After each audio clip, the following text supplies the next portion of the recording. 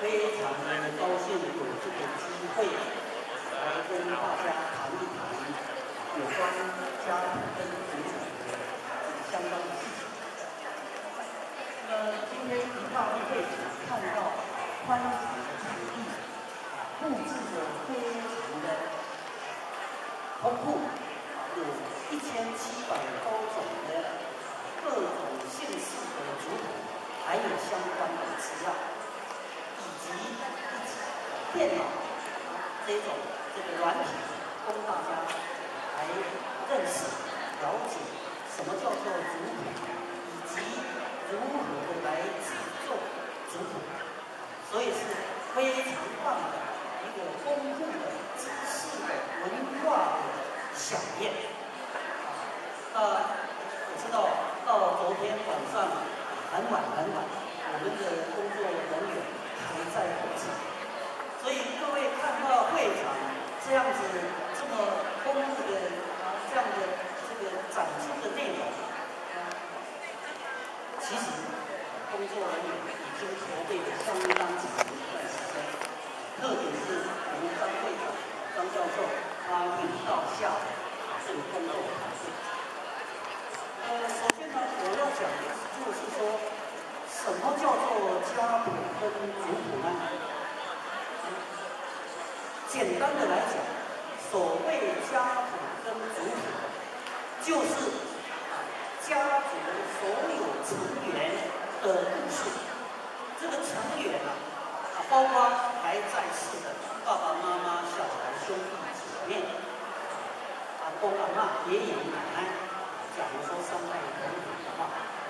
这个叫做所有成员，在世的所有成员。另外一个就是说，已经往生的、已经不在人世间的这个成员。一般来讲，我们曾祖父、曾祖母、曾祖父、曾祖母的上一代就是高祖父、高祖母。那么高祖父再上去的话，高祖父、高祖母再上去叫做玄祖玄祖父、玄祖母。你尽可能的知道几代，全部跟他包括进去，他们的故事、他们的生命的故事，通通跟他罗列进去，这个是最基本的内容。配不上，加上，有相片的话，相片跟他这个产物进去，他有一些相关的农业的师资的证书，最基本的，比方说毕业证书。各级学校的毕业证书，小学、初中、国中、高中，如果念得更高，到大学、到硕士、到博士等等的这个学历证书，也跟他产生进去。其他有一些人力事项，得过什么文化奖，得过什么这种这个奖赏，荣誉事迹，各种各样的奖状，这种褒扬宴等等等，跟他融合在一起。给他系统化的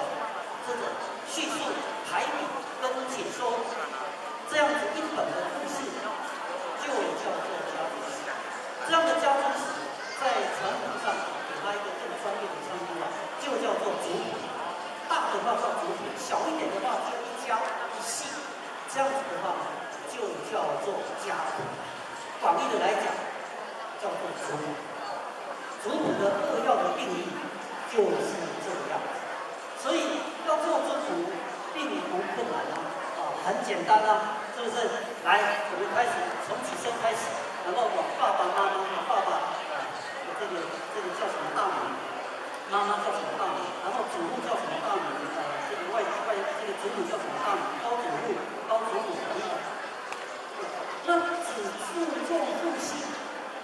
不行，这古老的例子只注重父系。但是新时代开始注重母系，所以外祖父、外祖母、外曾祖父、外曾祖母，乃至于外高祖父、外高祖母，母系也要把它罗列进去。然后每个人的生卒年生于民国6年，卒于民国88年。比方说当然这个日期更要注意。这个民国6年，假设7月1号，民国88年，假设是9月3号，都要罗列进去。每一个人的生卒年罗列进去，然后每个人的重要的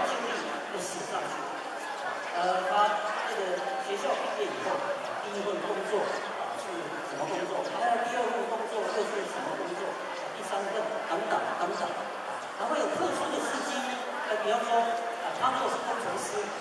当然工程师你不要只写说某某机构的工程师就 OK 了。我们要写说，他曾经建构哪一座大桥，西游大桥、西港大桥，这个中文西的这个国信大桥等等等，参与建设中文水库，参与建设石门水库，这些事迹有关于国家社会群体一起上去，有故事性，把它串联起来，这样子叫做家谱。但是接下来我要讲的就是，这个为什么要注重家谱？为什么要注重族谱呢？注重家谱跟族谱有什么这个作用呢？好，我想各位可能也会有这样的一个问题，就是家谱跟族谱有什么重要性呢？我想各位知道，这个人类是所有生物当中最高级的这个动物，历史的主体就是人类，也只有人类才有历史哦。动物其他动物是没有历史的，人是历史的主体。历史的可贵就在于传承前人的智慧，前人的这种成就，透过历史的记载可以传承给下一代。没有传承，没有记载的话，一切都要归零，一切都要从头开始。家族是人类社会最基本的单位，所以这个最基本的单位，如果有传承智慧的累积，人类的文明从家开始，不停的往前的迈进，你就会少受冤枉路，你就会这种成就，这种会更快、更高、更大、更多。那么这个家谱的作用在这里，爸爸妈妈。孩子高高落地，从这个战兢兢的在学走路开始，我们就一步一步的在教导他。前面有一个阶梯如果这样子不小心跨过去就要跌倒哦，这就开始在教导，在传承走路的经验然后一碗汤一碗换一碗面，刚刚煮好，小孩子不懂他饿起来马上就想要去吃它了，爸爸妈妈是不是要教他？等等，烫慢一点要汤匙的舀要吹让它凉才可以喝点滴滴在教导，在传承这种经验，越来越大以后，更高深的，更多的困难，就不是三言两语可以讲，就要记载下来。人一定有成败兴衰，任何一种国家民族一样都有成败兴衰，所以家是一个最基本的。爸爸妈妈、祖父祖母、爷爷奶奶、高祖父、高祖母、曾祖父、曾祖母，有什么重要的这种成败兴衰、宝贵的经验教训，可以透过记载来好的做给下一代看。你要有所这个规范，有所遵循。从前我就记得胡适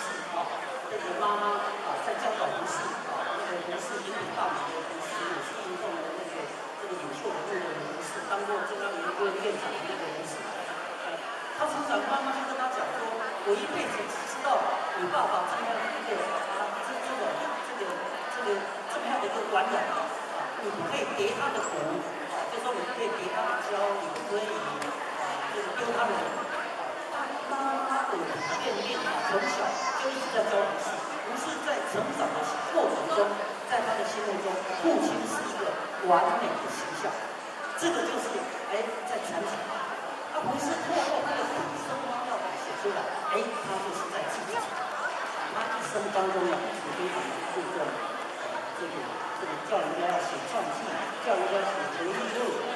就是经验的累积。所以，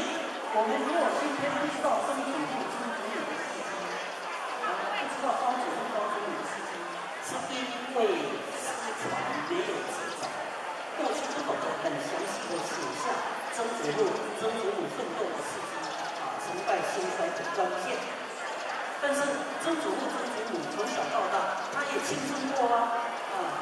他也有悲欢离合过。那为什么今天传承下来的，我们只知道他的姓名，很简单扼要的做一些什么事情？原因呢，就是没有好好的记载，没有详细的记载，没有完整的记载，所以我们要好好的注重家谱族谱，因为它是一种慎终追远，它是一种传承的功能，还有凝聚宗族的功能。这个有非常重要的一个价值，是人类最重要的一个文化资产，特别是在中国，在这个唐宋以后，就累积了非常多的这个族谱家谱，一直是研究中国历史重要古典的珍贵的一个资产。那么接下来，我想再来讲一讲，怎么样来做家谱族谱。我们了解了这个家谱族谱的它的功能它的意义之后，我想最实际的是怎么样的做家谱跟族谱。做家谱跟族谱，古老的方法就是画世系，画世系，这个世系，这个世系比方说现在我们从第二章开始看，如何看第二章，这个。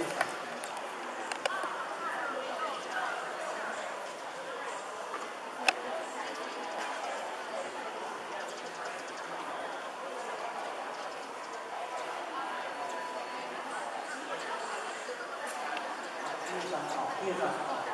家谱定义，用血缘以外当主体，记载家族这个姓氏来源、形成、分布、迁徙，还有这个太爷、王爷重要的史记的中文记录，它是一种多功能的这种基础的资料的记载。这个是家谱定义，我刚刚可能上面说了，看下一章。相片是非常之重要的，相片。古时候，照相机发明之前，没有什么照相机，没有相片。照相机发明之后，新的族谱就需要有相片，所以你一定要磨练，开始收集相片。你个人的爸爸妈妈的这个祖父祖母、曾祖父、曾祖母，个人照、家族照、团体照，各种各样的相片。那么有了相片之后要解说，如果一张相片没有解说，当事人看不懂，当事人知道详细，后来可能就不是那样。比方说，各位刚刚看到这张相片，就看这张，这就是家族照。各位看到有一个太太抱着一个小朋友，那个小朋友就是我，就是我，那个就是我妈妈，旁边是我爸爸。看到这张相片，我想当事人就兴起无限的怀念、温馨。因为我妈妈已经不在，然后我想起说，我今年59岁，59岁，这一张大概是1岁，换句话说是58年前的时候，我被我妈妈呵护、爱护、抱在怀里，当时候可能还不会写作业。那这一张相片，我就如果时间够的话，我就会讲很多故事啦。我爸爸当时候做什么事情，我那些兄弟姐妹成长的过程，后来当什么这个职务等等等，这一张相片。在嘉义县的新港拍的等等等，那一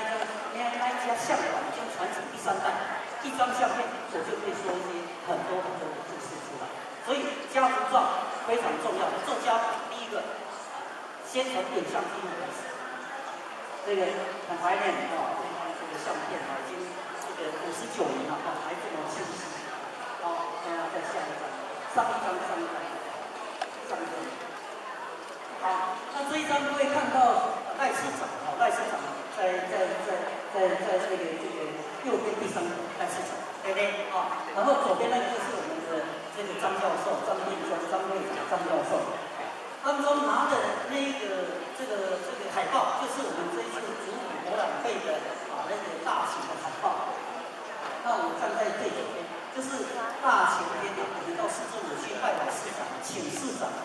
重视我们这个博览会这个活动，能够来主持开幕典礼，去跟他讲，那个赖市长非常的重视，他一听就马上答应，二话不说。我想今天在座如果早上有参加这个开幕典礼的看到赖市长在会场待了几1个半小时还多，很令人感动，很令人这个振奋。像这样的相片，如果说这个以张会长张教授来说，他的孩子，他的孙子，爷爷呀，这张相片跟谁拿着一张博览会的海报啊？那如果爷爷跟他亲自讲，那是民国103年啊，4月2号我去拜访当时候的市长叫赖清德啊，说我们要办博览会活动啊，等等等，他这个说的很棒很棒。然后小朋友在听爷爷在讲的时候，这样子哦，什么叫博览会？什么叫族谱啊？乖孙子啊，这个族谱就是记载家族啊，我啊，你爸爸妈妈还有你啊的故事啊，配上相片啊，你喜不喜欢啊？当然喜欢啊，爷爷你好厉害哦，跟市长合照，很多精彩的故事就可以这样子传承记载。下一张，再下一张，我们都有念过小学、中学、国中、高中，对不对？所以如果爷爷奶奶、爸爸妈妈也练过小学、练过国中、高中，有毕业照的话，是不是也请他提供，我们跟他扫描，然后我们就把它放到族谱。所以现在的族谱不是50后的那种家族式，很单调的那个一层一层的下来那种单调的那种方式，不是啊，一定要有丰富的这种影像、图片资料。那么这一张相片